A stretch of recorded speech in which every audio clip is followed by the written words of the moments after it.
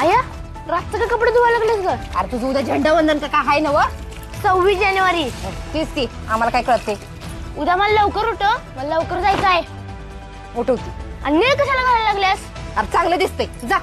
इजा उठ मुला 5 वाजलं जाणार आहेस ना? हा उठाले बघ.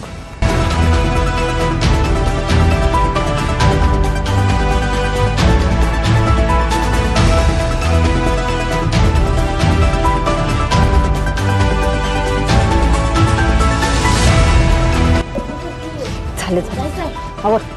बघ ते रेडिओ व्हिडिओ वाजायला लागले. अरे झालं की मुला.